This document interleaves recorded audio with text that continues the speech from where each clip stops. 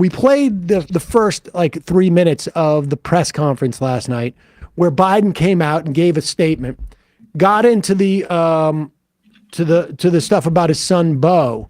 The thing that's getting all the attention now is this one quote from special counsel, her Republican, to the effect of, oh gosh, I can barely read it. We've also considered that at trial, Mr. Biden would likely present himself to a jury, as he did during our interview of him, as a sympathetic, well-meaning elderly man with a poor memory.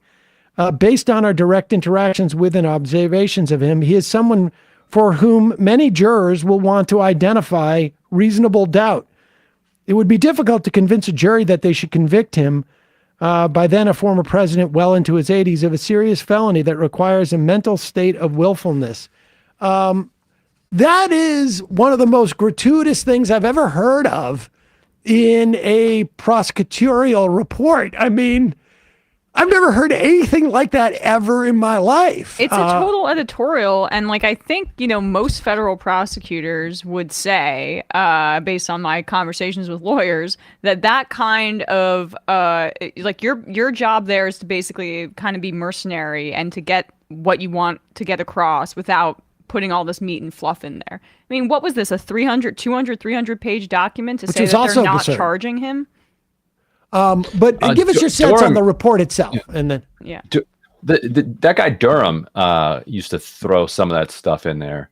You remember that during the guy who did the Durham? He would occasionally drop little stuff that would then create multiple days of like Fox News cycles. Mueller would do some of it as well, but that was hilariously egregious.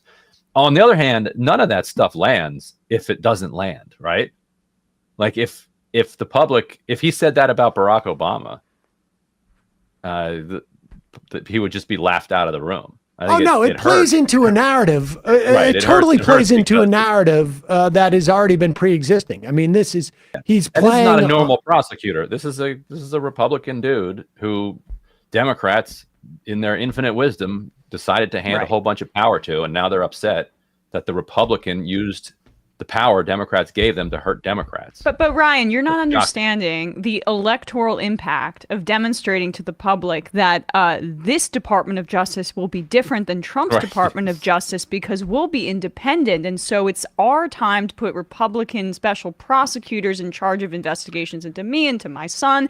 And then that means that everyone will realize we're reasonable, and that will carry the day electorally. There you go. This all goes, and it all goes back to this like impulse to just kind of own Republicans by making Merrick Garland the Attorney General. Like they wanted to do it simply because it was unfair that he was kept off the Supreme Court, and like, we'll show him. And Doug Jones was like inches away from being Attorney General, and you would have a completely different situation, I think, if Doug Jones had been Attorney General. Radically different. And I don't know if you remember, but during the transition, I got my hands on private video of this like hour-long meeting that Biden had with civil rights leaders, where he was like berating them, and like there was a bunch of interesting like news nuggets from it. But one of the things in there, he was like, "Look, I'm being pressured to name an African-American man or woman to be Attorney General." He's like, that's not going to happen, but I promise you that you're going to love who I named to be Attorney General. He has prosecuted the Klan. He described like a bunch of other things, like all of which perfectly fit Doug Jones and do not fit Merrick Garland. So something happened in the span of like a week where they didn't choose Doug Jones, or he was just lying. I don't think he was just straight up lying. I think they were leaning towards Jones. And then they went with Merrick Garland instead. And Merrick Garland then, drags his feet on all these Trump prosecutions. And then when he eventually does it, he's like, well, I guess I got to prosecute Biden too, and appoints a Republican who then does this. Let's play this clip of Biden where he starts taking questions. I mean, for the other sort of, in my mind, sort of political mistake here was to hold this press conference at 7:30 at night Eastern time at all. frankly. I mean, it's one thing to put out a statement and then maybe come back and do a press conference in the morning, but this just doesn't make any sense to me. And even here, he's got a good line with Steve Doocy, but he's not. Well, let's play this and then we'll just. Something the special counsel said in his report is that one of the reasons you were not charged is because, in his description, you are a well-meaning elderly man with a poor memory. I'm well-meaning, and I'm an elderly man, and I know what the hell I'm doing. I've been president. I put this country back on its feet. I don't need his recommendation. It's How totally bad is your memory, and can you continue as president? My memory is so bad, I let you speak. That's Do you what your memory has gotten worse, Mr. No, President? look, my memory. All right, that was a pretty good laugh line. I mean, he could have. I mean, I would have delivered it in a slightly different way, but it's a pretty good laugh line.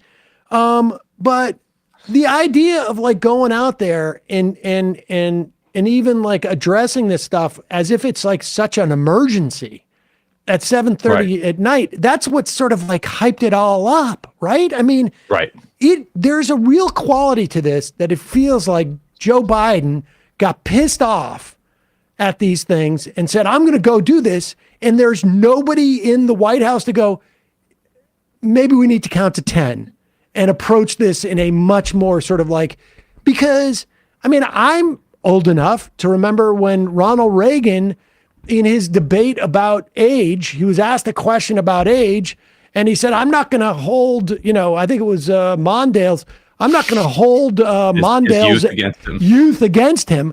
And he flipped the whole thing around, and with just a little bit of time, they could have like done that exact same thing. You want to bring him out, have it work in your advantage. This is one of the most defensive things I've ever seen for something that, frankly, I don't think anybody even cared about. It does show an enormous amount of defensiveness. Yes.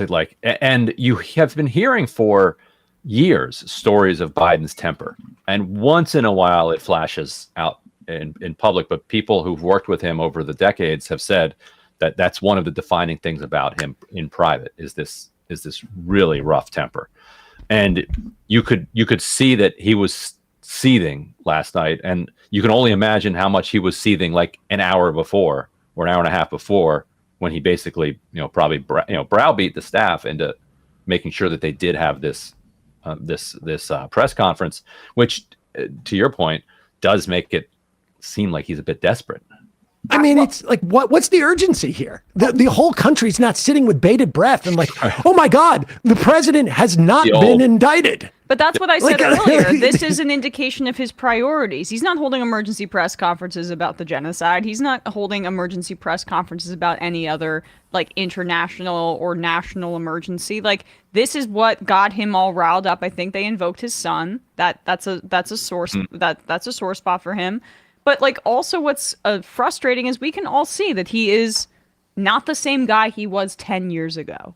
And there's a quality of what Sam, you were kind of alluding to earlier. It's like, Grandpa wants to drive and I'm an elderly man and you're not going to tell me that I can't drive.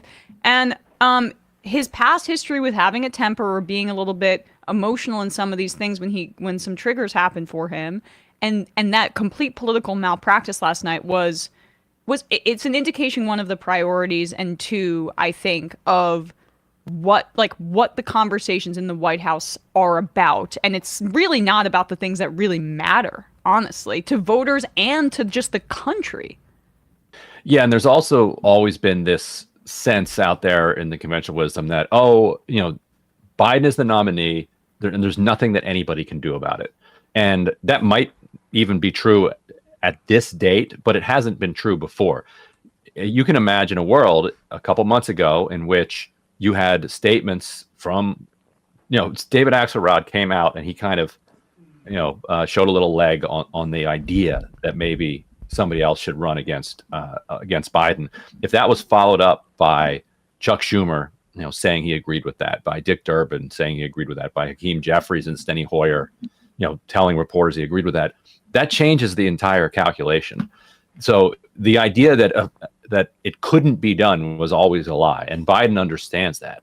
And so I think Biden was worried that the combination of his non-meetings with, who like Mitterrand and whoever else he thought, he accidentally mentioned not having spoken to, combined with this, create the potential of there being some behind the scenes moves to explore the possibility of something going on. So the idea that Chuck Schumer is going to stick his neck out, like even like it's not a happen, centimeter, not even a millimeter. Like Dick Durbin's not even, he's afraid to subpoena,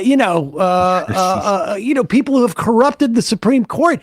Dick Durbin's not even like, he's upholding blue slips, for God's sakes. Yeah. All of these people, they're completely incapable of doing that. I mean, that's the thing, is that that's the absurd thing about Biden being this defensive about it, is that the Democratic Party is incapable of taking a guy who is the incumbent and booting him out. There's just no way that he's got to be able to make that decision. And I'll tell you, after this, like, it's quite clear to me, like, he's gripping, everybody in the House is going, it's a little bit late at night. Why don't we drive you? And he's going, I got the keys and I'm driving. And, he's banging right into like the trash cans at the end of the driveway. And Frank, like, I personally, I don't care if he's, confuses the name of Mitterrand and Macron. I mean, I don't think he is, I don't think that there's reason to believe that he is senile, frankly, honestly. A low bar, but I think you're right. No, I mean, I don't think he is. And do I think he's as sharp as he was before? No. Is that a bad thing? I never liked him when he was sharp. So I don't, like, maybe this is better. But in terms of like the ability to win an election, the American public, perceives the president as king. And, this impacts the president, his chances, it seems to me.